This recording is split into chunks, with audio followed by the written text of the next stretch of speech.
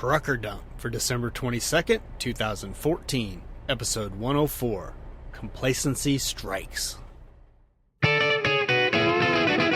Welcome to Trucker Dump, where you'll get one driver's insights and sometimes humorous views of truck driving and the trucking industry, and pretty much anything else he feels like dumping on you. This podcast is brought to you by AboutTruckDriving.com. Resources that help you understand the world of truck driving through the use of stories and a pathetic attempt at humor. Breaking news. The Guinness Book of World Records for longest time between episodes of an active podcast have been shattered by the Trucker Dump podcast. Yeah, I'm pretty pathetic. Todd McCann here, back with another episode of Trucker Dump Podcast. Finally! I actually do have some excuses this time. Well, wait. Yeah, I pretty much have excuses every time. But this time, well, it's such a long break, but maybe I can make up for some of the time? Maybe? I don't know. I'll let you be the judge of that. You can crucify me or not. For those of you listening, I do appreciate you sticking around and giving me a chance to come back. Okay, I know I say this almost every single episode, but I don't know what's going on. It's 2:45 in the afternoon and everybody has decided to park for the night. It was nice and quiet earlier, and when I finally got this thing out and hit the record button, it's like everybody decided to come in here and pull their air brakes at the same time. I know I always say that it's loud, and when I listen back to it, I never can hear it, so I don't know, maybe it's not quite as bad as I think it is. But anyway, I apologize in advance if you do hear some air brakes, and seems like everybody is dropping and hooking here. I don't know what's going on. And like I said, it's even weirder that it's happening at 2:45 in the afternoon. I mean, usually truckers don't, start parking until it gets dark at least. So I don't know what's going on. Anyway, before I get to my excuses, I've got a couple of announcements to make. If you're a fan of trucking radio type stuff, you might want to check out BigRigRadio.com. They're a 24/7 internet radio station, and they're focused on the mining and the transportation industries. Now, they're based out of Australia, so some of their stuff does lean toward Australian news, but not all of it. They cover pretty much the world wide. And they also do a lot of different kinds of music and different radio talk shows and stuff like that, call-in shows and things like that. So if you're interested in that kind of stuff, check them out. And what makes them even more cool is that they've now added the Trucker Dump podcast as part of their lineup. Now, you won't hear every episode on there. They aren't like a Stitcher or a TuneIn Radio or something like that. They basically use some of my shorter podcasts to fill in some spots, when they have dead space between some, and just kind of to break up the music. Now, here's the problem. Like I said, they're based in Australia, so their hours are really weird. Well, okay, maybe it's our hours that are weird in their eyes, but anyway, the best I've been able to figure out is they're about 18 hours ahead of us. Well, I'm in the central time zone, so that's me. And I'm not even sure about that. It's kind of weird. I'm still trying to get used to the whole thing. If you want to catch one of these just to see how they're using it, the best way I've figured out is on Sundays to just check at 25 past the hour, and every other day, check at 35 past the hour. They don't run 24 hours, but they usually do air at right around 35 minutes past the hour, and that can vary by, a few minutes. Like I said, they're using this to fill in when they've got gaps between the music. So check them out when you get a chance, and I appreciate Dave and Simon letting me be a part of this. Once again, that can be found at BigRigRadio.com. As for the second announcement, well, I hope I'm not being premature here, but I think everything's going to be lined up. If everything goes according to plan, on the next podcast, I'll be giving away 2 CDs. This is trucking music type stuff, so if you're a fan of that, make sure you stay tuned to the next episode, which will probably come around July of next year. Seriously, though, hopefully it'll be sometime in January. Or February. Maybe March? So anyway, let's get on with our excuses.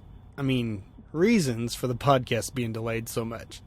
So what have I had going on that's so important that I don't even have time to do a podcast? Oh, I don't know. Nothing really important. It's not like my wife had neck surgery or anything. Oh, wait, she did. Yep, that's what I thought too. And here I thought the Evil Overlord was indestructible. Man, I gotta figure out how to exploit this.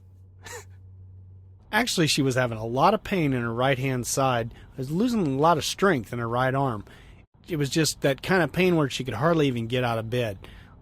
Some were saying she was just exaggerating, but I knew better, because I know she lives with little aches and pains every day that would have me, in a ball in a corner crying.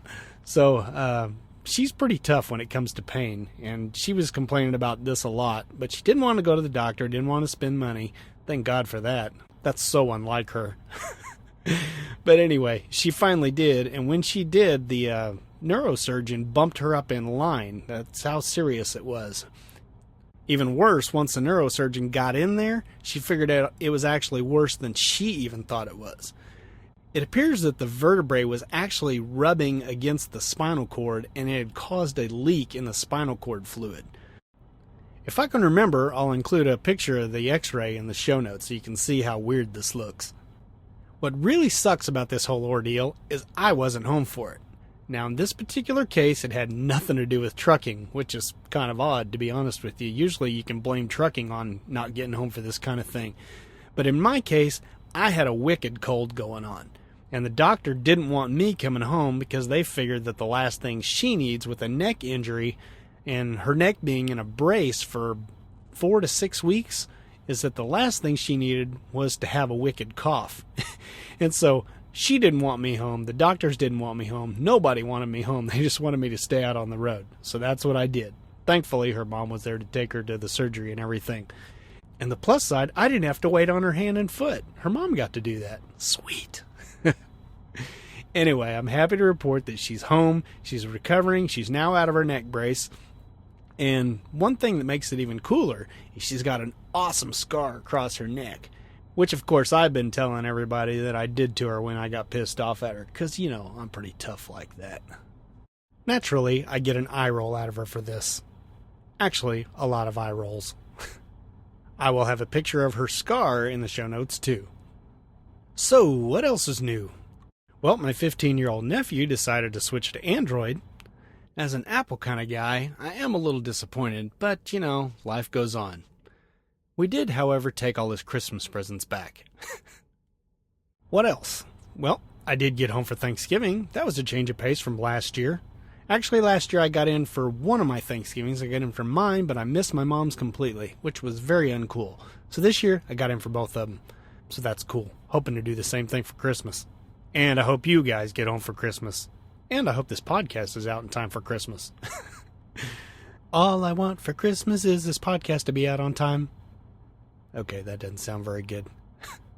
All right, so what else is going on? Hey, I got a pay raise. That was pretty cool. So now I got an 11% pay raise, and they're going to start paying us for stuff that they should have been paying all along, like short haul pay, detention pay, and stuff like that. Pretty cool. Pretty pumped about that. If my figures are right, I'm going to make about $6,000 or $7,000 more this coming year than I did last year. Sweet! There were a couple more things that happened, but I'll get to those in just a second. Okay, so now let's get to the reason for the huge delay. I can't even believe it. It's been 7 months? Good God, that's a long time. 6 months. 6 months. That's just too long, and I do apologize for it. What had happened was I thought I was going to have a blog post. I thought it was going to be ready. Something was going on, and I was going to do this blog post on it. And then it got delayed a little bit. I thought, well, I'll just wait a little bit, and do a podcast about it when it's done. Nope, it wasn't done. Wasn't ready. So I had to put it off again. And then it happened like 2 or 3 more times. And finally, I just got to the point that I knew I just needed to give up and move on to something else. And then I got a cold. This was the cold I had while the Evil Overlord had her surgery going on. And I could not get rid of this stinking thing. I mean, it was so bad that if I talked, on the phone for like 5 minutes, I'd be hoarse for a week. And so there was no way I was going to be able to record a podcast. And besides, you wouldn't want to listen to me hacking and coughing and sniffing and wheezing through the whole thing anyway. So honestly, that cold lasted about a month. Actually, a little over a month. But, still, I realize that's only a month. A lot of this just comes down to lack of motivation. I just got so unmotivated about the trucking industry, about everything that was going on, and I just did not want to be in the truck. And, well, that really hasn't changed much. I've been doing this for 17 years. I'm ready to get out. And things just weren't looking good, and I have just been completely unmotivated. So, there's that.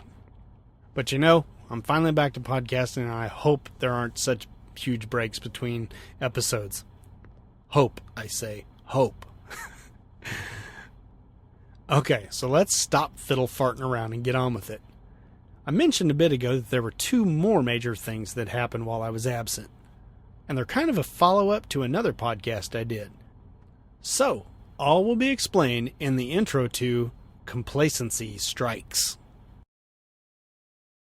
Complacency. I know, you're thinking that word sounds familiar. Where have you heard it recently? Right here, you big dummy. Back in Trucker Dump 97, a trucker's worst nemesis, complacency. To recap, something really bad had almost happened, so I wrote about how a trucker needs to keep their guard up when it comes to driving safely.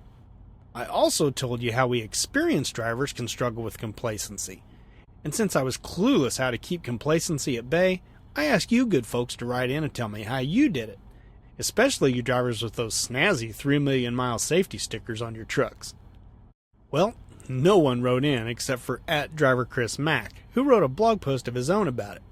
I've included a link to that blog post and a link to his Twitter page in the show notes, and you can go to the website and look at it there. Search for TruckerDump104. So the complacency incidents I'm going to tell you about today, I blame entirely on all of you who didn't write in with your tips. And Obama, because that's just what Republicans do.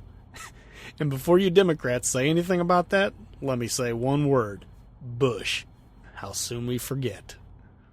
Okay, now that I pissed off at least half my readers, let's move on to the part where complacency strikes. Twice. Let's set the stage. This one happened back in October. After finding out my upcoming Halloween home time was only going to be 34 hours long, I was grumpier than a ballerina with bunions.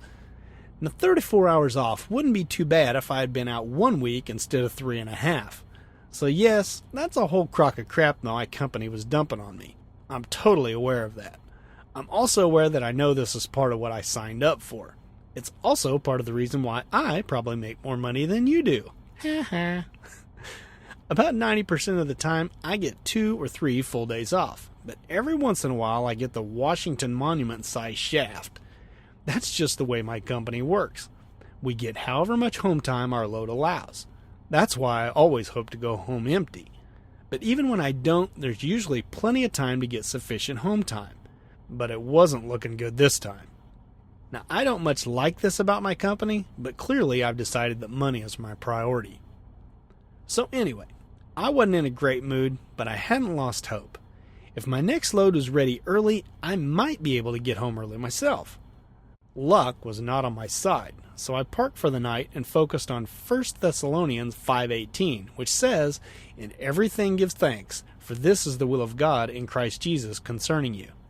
Yeah, I pretty much failed at that. Hey, we Christians aren't perfect, we're just forgiven. The load was ready the next afternoon as scheduled. When I pulled the trailer from the dock, I couldn't get the doors closed because some long metal rails were sticking out past the end of the trailer. Now, I won't say the name of the shipper, but they are the overhead door company that everyone's heard of. Wink, wink. I had to back up to the door again and get a loader to come rework some stuff.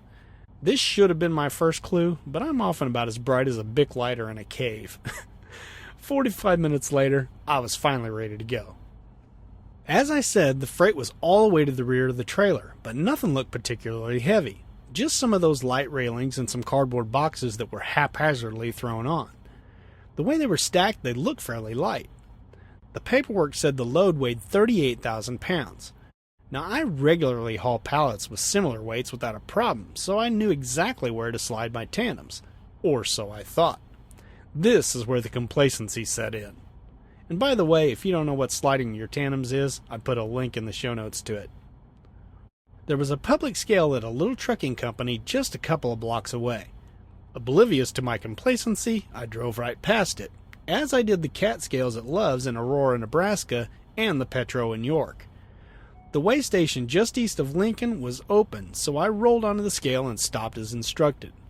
I then got the green light to continue, but just as I started to roll off, the red light came back on.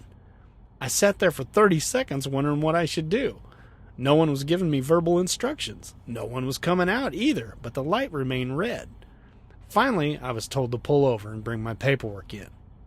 Now this is odd for my company to get pulled into a weigh station, so I didn't have a clue what was coming. You see, my company has a great safety reputation, and the DOT knows we run electronic logs. Link in the show notes if you don't know what electronic logs are. Usually when I get pulled in, it's because an officer needs to do one more inspection to meet his daily quota, and he wants to do it on a truck and a driver he's fairly confident will pass with flying colors. Seriously, I've been told that more than once. For what happened next, I wish I had video footage. I went inside with a friendly smile and asked what the officer needed. He asked to see all the normal stuff, registration, insurance card, and IFTA, or International Fuel Tax Agreement, link in the show notes, and then dropped the bombshell. You're 5,000 pounds over on your trailer tandems. I was stunned into silence. I don't know how long I stood there before I realized my jaw was hanging open. That's why I'd like to see the video. I must have looked like I'd just seen my mom naked. When I could finally speak again, I asked if he'd let me try to get legal. He said he would, but I'd have to pay the $373 ticket. Nuts. I'd just had my life insurance renewed, and the $670 premium was due any day now. Now this. Unfortunately, I was so perturbed that I dropped an F-bomb on the cop, which is something coming from a guy whose nephews call him out when he says "dadgummit." To his credit, and my luck, the cop took it in stride. Good thing, because he could have pulled off a lurch costume on Halloween. This guy was a monster, as in huge. I called my company, and thankfully they paid the ticket. Well, sort of. They agreed to deduct it in installments out of my next 4 paychecks. Fair enough. Although I didn't think so at the time, but that's another story altogether. I slid the tandems all the way to the rear, rolled across the scale, and got pulled in again. Still 1,600 pounds over. Ugh. Feeling guilty, I apologized to Lurch for my pissy attitude, and he accepted, saying he'd be pissed too if the shipper had loaded that poorly. He then called the weigh station on the other side of the highway to let them know I'd be heading back to the shipper for reloading. Back at the shipper, the loader wasn't surprised to see me. He said the guy who loaded my trailer earlier that day loaded them wrong all the time. The guy was lazy, and since they hand-loaded everything, he saved all the heavy stuff for the back so he didn't have to carry it so far. I asked why I didn't bother to mention that fact earlier when I had him moving stuff around to get the trailer doors closed. Amazingly, I did it without getting snotty, even though he would have had it coming. He had no answer. He went on to say that the bad loader used to be a night shift supervisor, so no one had the nerve to tell him a lot of his trailers were being returned for reloading. Fabulous. You know, sometimes I forget how awesome it can be to have a job where I don't have to deal with coworkers' incompetence. There, I found something to be thankful for in this whole mess. Now that's how you practice that 1 Thessalonians passage. I told the guy to take at least 1,700 pounds off the rear, preferably more.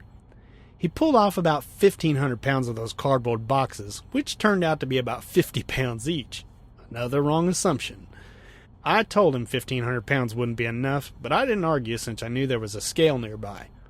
I drove over to the scale and grabbed my jar of coins for the self-serve scale. Great. It didn't take coins, and I didn't have enough cash. Out came the debit card. I was still 200 pounds over, so back to the shipper I went. He sheepishly took off more freight as I smugly watched. Back to the scale, and I was finally legal with the tandems all the way to the rear. Thankfully, Nebraska and Iowa don't have bridge laws to speak of. If you don't know what bridge laws are, there's a link in the show notes. Okay, so how was I complacent in all this? Well, I acted as if all 38,000-pound loads are the same, when I know they aren't. A full load of pallets that all weigh the same is different from a load of mix and match loaded pallets, boxes, crates, railings, and assorted crap thrown on. I know this. I truly do. But I was in a rush, and I was too confident in myself. To add insult to injury, I realized the next day that I'd left my jar of coins on the top of the money machine at the scale. I had about $20 of change in it, but by the time I realized it, I was way too far away to go back. Even more frustrating, I'd left it there on my first trip to the scale, and I didn't see it sitting there when I returned less than an hour later. Ugh. Okay, now on to part 2 of this complacency saga. I needed a haircut, and I went to Walmart. Okay, that's a lie. That wouldn't be complacency anyway. That would be called stupidity. Well, at least if you're a metrosexual like me. Now, I didn't used to be this way, but the Evil Overlord has changed me so much that I actually used the words "my hairstylist" the other day. She found that hysterical, the heartless wench. I'm quite disgusted with myself, really. Anyway, part 2 seriously did happen because I needed a haircut. Guys, if you haven't been to Sport Clips yet, give it a try. Link in the show notes to Sport Clips. The place looks like a locker room and there are TVs everywhere. Thankfully, it doesn't smell like a locker room. The ladies there specialize in men's haircuts, and I've never had a bad haircut yet. Knock on wood. You can get the MVP package that includes a hot towel, a head massage, and a back massage. That's with an electric massager. All for about $20. The Evil Overlord and I made the mistake of taking the nephews there, and now they won't go anywhere else. The brats. If anyone knows of a good place to dig shallow graves, let me know. Anywho, I was in Abilene, Texas, and found a Sport Clips nearby with my iPhone. Using Google Maps, I used the satellite view to see if there was a place to park a full-size big rig. Sure enough, there was a hotel right next door with a large dirt lot around the back. Man, how did we ever survive without these smartphones? The only problem with Google Maps is that you're looking down from above, so you can't truly know what you face until you get there. As I turned into the parking lot, I noticed that it had a large hump at the entrance. I paused for a minute and thought, I just went over some railroad tracks that were steeper than this. I shouldn't have any problems. Well, guess what? I didn't. I pulled right in, parked, asked the manager if it was okay to park there briefly, and ran over to Sport Clips for my free MVP. Hey, there's one more thing for you over-the-road truckers. Every time you go to a Sport Clips for the first time, you get the MVP, that's the hot talent stuff, for free. I get them free all the time because I stop in so many different cities. One more thing, Sport Clips will give you free neck trims between haircuts. And trust me, guys, some of you dudes really need this. Too bad they don't do ear and nose hair. They could make a fortune off truckers. So I wasn't complacent, right? Not so fast. As I pulled out of the parking lot, I didn't give it a second thought. If I had gone over that hump once, surely I'd roll right over it again, right? Wrong. I high-centered the trailer on the landing gear. Check out the photo in the show notes or on the website. I hit it just hard enough to wedge it in there good. And before you ask, yes, I had the landing gear all the way up. I may be complacent sometimes, but I'm not an idiot. For the record, I see this particular bit of complacency all the time. As I sit here recording this podcast, I can see 3 trailers with the landing gear only partially jacked up. Bad plan, guys and gals. Now, you may know your route well and know there aren't any steep railroad tracks or driveways along the way. But what happens if you hit a detour that puts you on the back roads? Now sure, if you're just moving a trailer a few hundred feet, you might not bother being so thorough. But you gotta be careful with that, too. Before I got smart, I almost high-centered a trailer pulling one out of a steep dock area. Better safe than sorry. Jack that sucker up. Well, I tried putting stuff under the tires, but I couldn't get enough traction. I turned on traction control. No dice. I turned on my differential locker thingamabob. Noper. A guy in a 4-wheel drive pickup even hooked up a chain to the rear bumper, but quickly gave up when he had all 4 tires squalling without budging in an inch. Even the heavy-duty tow truck had to hook up both cables to pry it off that stinking hump. I'm guessing that $250 tow truck bill will be coming out of my safety bonus. I won't be mentioning that to the Evil Overlord. And now I'm grateful that she doesn't listen to the podcast. Yep, complacency. I've got no excuse either. I know that you can hit the same bump at different angles with different results. I learned this in my '68 Firebird way back when I was 17 years old. You see, our local McDonald's had a wicked steep driveway. If I hit it one way, I'd scrape the crap out of my traction bars and look like a dork. But if I rolled in at a different angle, I'd remain the cool dude that I am. So I ask again, how do you drivers out there keep from getting complacent? Or do you? First off, let me say that I don't think it's possible to keep complacency at bay 100% of the time. I've spoken with 2 3 million milers, and both admitted that they'd had things happen that should have been counted as a safety incident, but neither were. Both of their safety directors said the same thing. Let's not ruin a perfect record over something so trivial. To be fair, neither incident was any big deal, but still, average drivers like you and me wouldn't have gotten away with it. Now, in Driver Chris Mack's blog post, he said that he wakes up every day and assumes he doesn't know everything about trucking, and that helps him keep alert. The thing is, I'm well aware that I don't know everything either, yet I still fall back into complacency when things are going well. He says he also keeps the Smith System's 5 keys in mind as he drives. But exactly how does that happen? Link to the Smith System in the show notes. When I'm driving, I'm listening to podcasts, music, or thinking about how I'm going to spend my Mega Millions winnings. And no, I wouldn't be safer in silence because I'd be asleep and drooling on my steering wheel. Sure, I think more about safety when I'm in heavy traffic, but what about when I'm not?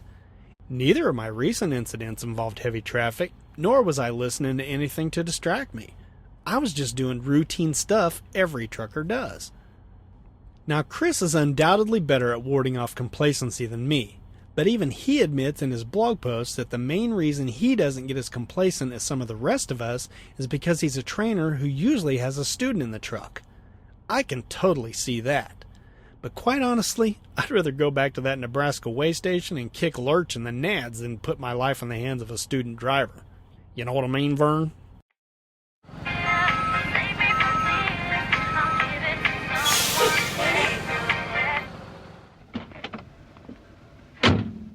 Hey, yo, bud, where do you want this load of feedback?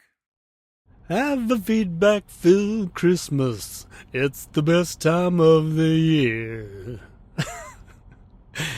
Oh, come on, admit it. You guys love it when I sing. Okay, who do we got up first? It's been a long time since we've done this. I've got quite a bit racked up. I'm sure I won't get to all of it today. Okay, first off, we're going to hear from Tom from the Jesus Freak Trucker podcast. And actually, you know what? It's kind of about the name Tom and kind of about the Jesus Freak Trucker podcast and the fact that it doesn't exist anymore. Well, that's part of it anyway.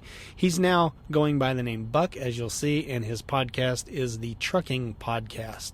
And doesn't look like it's quite so Christian-based anymore. Not sure about that. Haven't really checked it out yet. Just noticed that, as a matter of fact. There'll be a link in the show notes to the Trucking Podcast. Anyway, Tom, or Buck, writes in. I believe he's writing in on the one about the stupid rules that we truckers have to tolerate. He says, first, I tried to leave a comment on your site, but your CAPTCHA doesn't like 10 as an answer to 2 plus 8. Trick question? Actually, Buck, you weren't the only one having a problem with that. My CAPTCHA plugin had a bug in it. They did release an update, so it appears to be fixed now. And the last time I checked, 2 plus 8 does equal 10. I think. He goes on to say, loved your last show. You're constantly reminding me why I dumped dry vans and hauled flatbeds for all those years. You also make me count my blessings for the 3 to 4 day a week hotshot job I have now. Keep up the great work. He says, P.S. I'm going by Buck on the Trucking Podcast because my name is already taken by a stand-up comic from another country. I'm tired of being asked why Tom Ballard has explicit content in iTunes. Wish I did better homework in the first place. Yeah, I can see that, Tom. Your podcast is anything but explicit. Well, at least the Jesus Freak Trucker one was. I don't know about your new one. Bum luck there on the dual name, though. Why couldn't it have been a pastor instead of a stand-up comedian? As for your comment about dumping dry vans, well, I guess we all have our likes and dislikes. As much as I complained about all the nitpicking at the shippers and receivers, I'd much rather deal with that than your beloved flatbeds. I've never really understood why anyone would choose to do flatbeds. Sure, you never have to touch the freight, but you do have to manhandle all those straps, chains, and tarps, sometimes out in the nasty weather. Same goes for my amazement that anyone wants to pull reefers. I mean, what, 90% of reefer freight probably delivers to grocery warehouses. Why would anyone subject themselves to that kind of torture if they don't have to? And don't get me wrong, I'm glad they do it. I love me some Ben & Jerry's Cherry Garcia. You can't haul that in a dry van or a flatbed. So thanks for writing in, Buck. And, you know, these questions go for any of you out there, flatbedders, reefer drivers, tankers. Why do you guys like to haul what you're hauling? Why do you like to pull those kind of trailers instead of dry van, which just seems like a whole lot less work? Let me know. truckerdump@gmail.com. Next up, I got an email from new listener, Driver Dave. He says, thanks for a great podcast, Todd. I heard about you from Tom at Jesus Trucks and Coffee.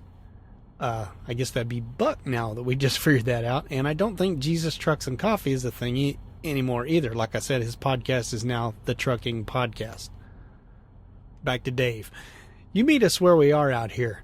I first listened to episode 41 about trucking in the Northeast. I can relate. Some years ago, I took the wrong ramp in Altoona, Pennsylvania, and if the residents had not moved their cars to let me negotiate the curves, bounce over the curb, and part of their front lawn, I'd still be there. I'm still catching up on back episodes. Love that website, Big Truck Guide. Like you, have been doing this for years, but I do not know everything. Keep up the posts. Well, first off, there'll be a link to episode 41, Trucking in the Northeast. That was a good one. Good story behind that one. Well, Dave, I'm glad to hear you're enjoying the podcast. I'm even happier to hear you going back and listen to all the past episodes. I love a glutton for punishment. It is a lot of work, so it makes my day when someone writes in to say it. I'll have to try to remember to thank Buck for introducing you to the Trucker Dump.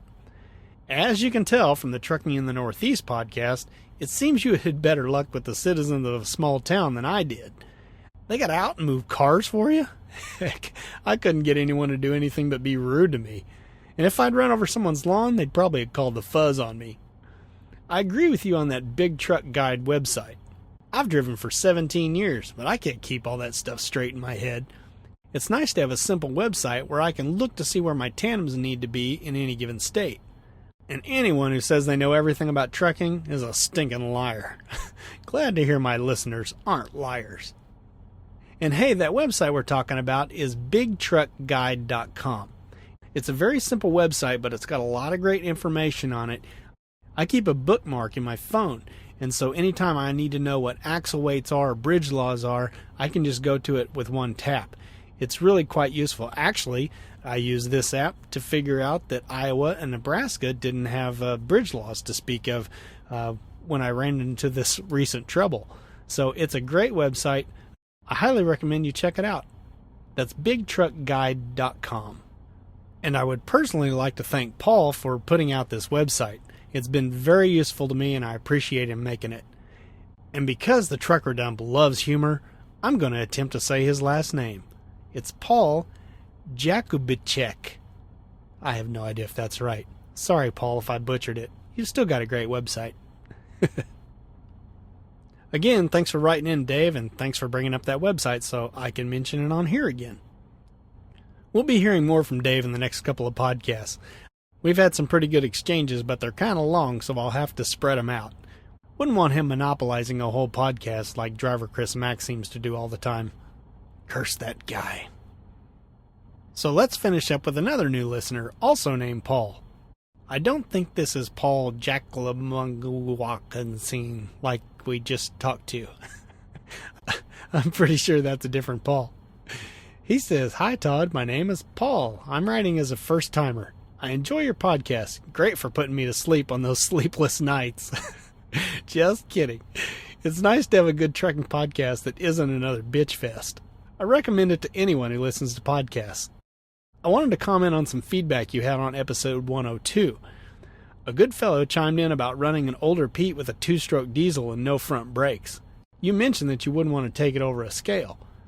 Class 8 trucks were not required to have steer axle brakes until the late 70s, so you could cross the plate without worry. I'll research the exact year of the regulation, but if the truck was old enough to run a 2-stroke, then it was pre-regulation. Thanks again for your podcast. Hey, Paul, thanks for writing in. I'm happy to help with your insomnia problem. I'm glad you're enjoying the podcast, and I'm especially pleased to hear you recommend it to other people. I really appreciate that. I do go off on a rant every once in a while, but I'm glad you don't see them as a bitch fest. Nice word, by the way. Now for your correction. I'm possibly going to show my ignorance of trucking slang here. You said Ken mentioned a two-stroke diesel. I believe the only thing that implied the word two was when he said, I learned to drive on an old Pete with a screaming Detroit, twin-stick transmission, no steering or AC, and no front brakes.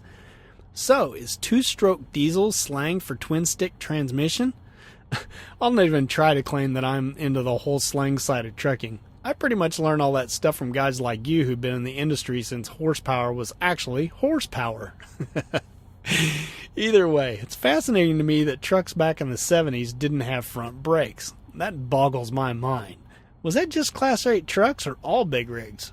Write back and let me know. Well, he did write back in, and he writes, Ken mentioned Screaming Detroit. That tells me it was a two-stroke.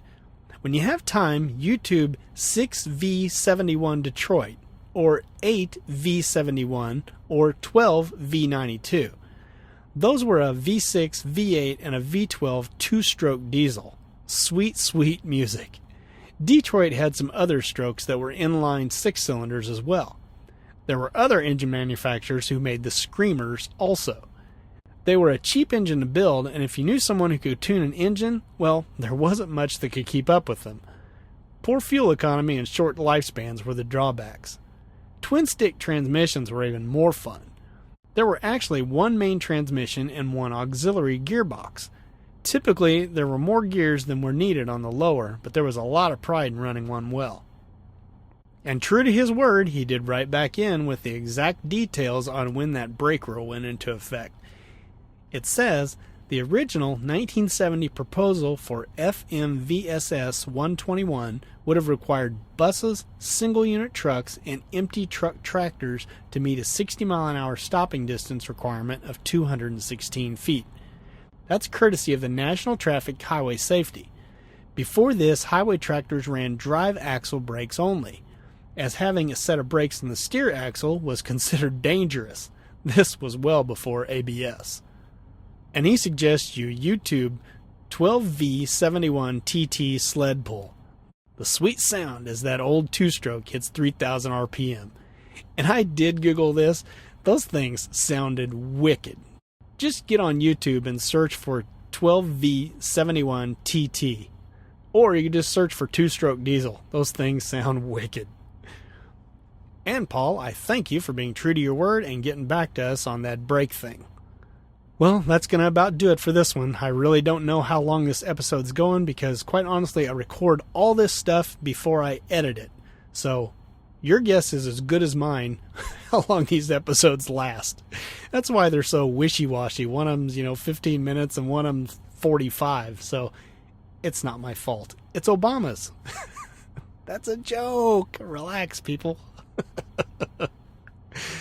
Okay, so let's cue some music.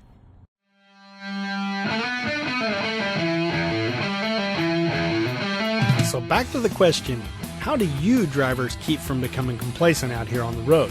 Or maybe you were complacent once. Write in and tell us that story. You can reach me through email at truckerdump@gmail.com or on Twitter at @ToddMcCann. That's 2 D's, 2 C's, and 2 N's.